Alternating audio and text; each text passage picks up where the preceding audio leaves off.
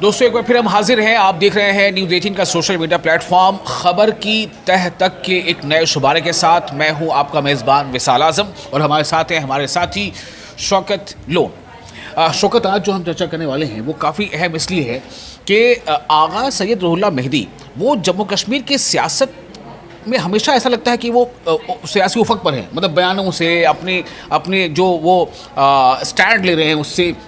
लेकिन इसमें एक तब्दीली ऐसा लग रहा है कि उमर अब्दुल्ला तो खैर उनके खिलाफ खुलकर नाराज़गी का इजहार कर चुके हैं, लेकिन फारूक अब्दुल्ला ने जो बयान दिया है वो उनके ताल्लुक से कि उन्हें तो ऐसा लगता है कि उथल पुथल ही पसंद है। ये क्या बता रहा है? मतलब क्या उनके लिए वाकई मुश्किल वक्त आने वाला है क्या?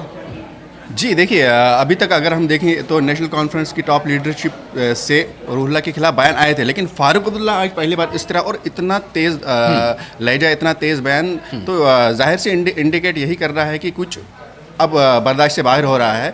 और जिस तरह से फारूक अब्दुल्ला ने ये कहा कि अगर वो जो है रुहुल्लाह वो अमन अमल में या पीस प्रोसेस में या जो प्रॉस्पर डेवलपमेंट प्रोसेस है उसमें खलल डालने की कोशिश करे तो उसकी इजाज़त नहीं दी जाएगी।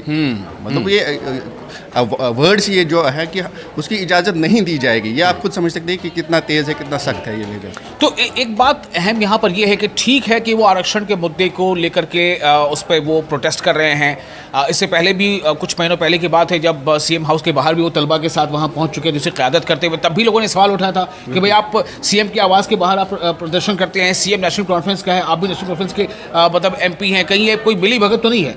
तो मैं फिर आपके सामने यही सवाल रखना चाहता हूँ कि क्या ये सियासत का एक कोई नई चाल तो नहीं है कि मतलब हम अपोजिशन वाला मुद्दा भी मेरे पास रहे और हम इक़्तिदार में भी हैं?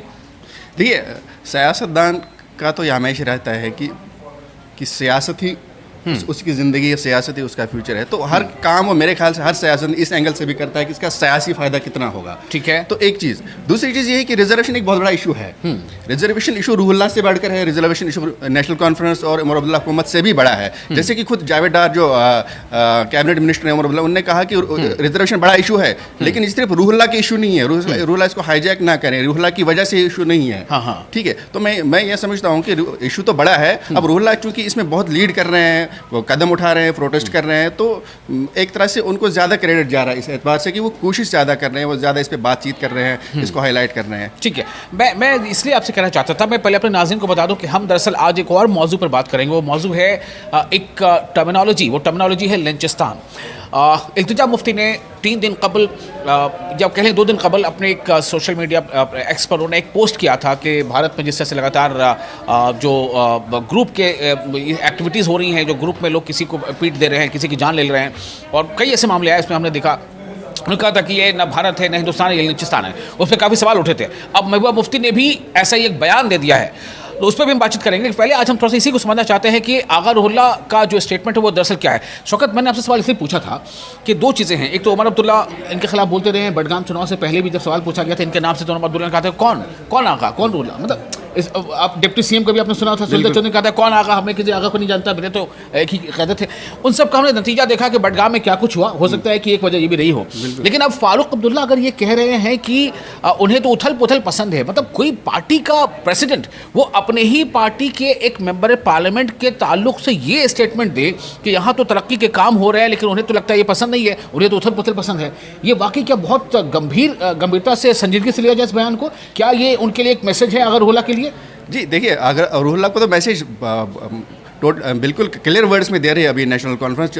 अब देखिए, सबसे बड़ा पोस्ट है नेशनल कॉन्फ्रेंस में फारूक अब्दुल्ला का। अगर वो इस तरह से बोल रहे हैं, चीफ मिनिस्टर खुद बोल चुके हैं, डिप्टी चीफ मिनिस्टर बोल चुके हैं, कैबिनेट मिनिस्टर उनके खिलाफ बोल रहे हैं, उनको उनकी लिमिट्स याद दिला रहे हैं, तो बड़ा तो है। लेकिन यहाँ ये बात भी हमको समझने की ज़रूरत है कि जो आगा रुहुल्लाह की लड़ाई है, इसमें नेशनल कॉन्फ्रेंस को थोड़ा भुगतना पड़ा है पिछले खुमियाजा। तो मुझे लगता है कि नेशनल कॉन्फ्रेंस को इसको नहीं बढ़ना देना चाहिए इस मसले को, और शायद कहीं ना कहीं उनको ये मसला जो है रुहुल्लाह को उसके साथ कि इस पर इत्तेफाक राय पैदा करने की ज़रूरत पड़ेगी और करना चाहिए। लेकिन एक सवाल यहाँ पर यह भी है कि अगर मान लीजिए आगा रुहुल्लाह इस मुद्दे पर इस तरह से स्टैंड नहीं लेते, आज सबको पता है कि जम्मू कश्मीर में रिजर्वेशन के मुद्दे पर कोई खुलकर बोल रहा है तो आगा रुहुल्लाह बोल रहा है, पहचान क्या है उनकी, मेंबर पार्लियामेंट नेशनल कॉन्फ्रेंस। मैं पहले कह चुका हूँ कि चूंकि जिस तरह से उन्होंने कोशिशें की, जिस तरह से वो सामने आए, उससे एक तरह से उनको क्रेडिट दे रहे हैं बहुत सारे लोग कि भाई ये मसला अगर इतना हाईलाइट हो रहा, अब सब इसकी बात करें तो रुहुल्लाह का इसमें इंपॉर्टेंट रोल है। तो अब ये मैं वही कह रहा हकीकत हम था जुटला नहीं कि सकते। अगर मान लीजिए रूहुल्लाह वहां नहीं होते तो ये पॉलिटिकल स्पेस किसको मिलता? पीडीपी को मिलता, वहीदुर रहमान पर्रा आगे आते, इल्तिजा बिल्कुल, मुफ्ती आगे आती। बिल्कुल। तो क्या ये, इसे मैं कह रहा था कि ये एक सियासत का ही एक दूसरी शक्ल तो नहीं है? बिल्कुल बिल्कुल, मैं पहले ही कह चुका हूँ कि सियासत में सब कुछ क्या बोलते हैं, हम ये कह सकते हैं कि सब जायज़ है सियासतदान के लिए, वो क्या करते हैं, किस तरीके से सोचते हैं, हम सब जानते हैं। तो मुझे लगता है कि नेशनल कॉन्फ्रेंस को अब क्या चाहिए कि इस इशू को तो हल करना पड़ेगा। ठीक है, और जितना वो जल्दी तो उन्होंने प्रोसीडिंग कर दी है। जी, अब नहीं, शेख बशीर का बयान भी आया कि भाई सबको पता है कि ये फाइल अब एलजी के पास है। नहीं, अब उस पर रूहुल्लाह का ये कहना है कि आप हर फाइल को बोल रहे हैं कि एलजी के पास है। हाँ। तो एलजी के पास कब तक पड़ी रहेगी? आप उसके बाद आगे का आपका क्या है, लाएअमल क्या है आपका, इसके आगे क्या? अगर ये एक मुकर्रर वक्त से तक वापस नहीं आती है फाइल, तो फिर क्या? तो क्या लोग जो है या यूथ जो है वो सफ़र करते रहेंगे? ठीक है, अब जल्दी से मैं इस पर असेसमेंट लेना चाहता हूँ। महबूबा मुफ्ती, पहले इल्तिजा मुफ्ती, अब महबूबा मुफ्ती ने कहा कि ये लिंचिस्तान बनता जा रहा है हिंदुस्तान। क्या ये इस पर सवाल उठ रहे हैं? बीजेपी के सर शर्मा ने कह दिया है कि अगर आप यहाँ खुद को महफूज महसूस नहीं करती हैं तो आप चले जाएं पाकिस्तान या बांग्लादेश।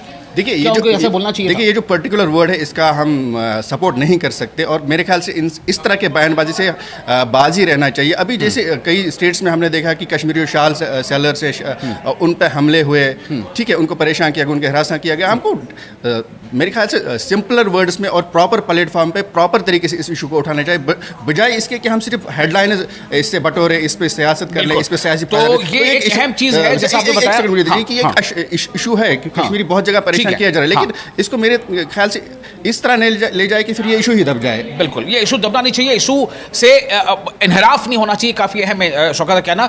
आगा सैयद रूहुल्लाह मेहदी, वो जम्मू कश्मीर की सियासत में हमेशा ऐसा लगता है कि वो सियासी उफक पर है, मतलब बयानों से, अपने जो वो स्टैंड ले रहे हैं उससे।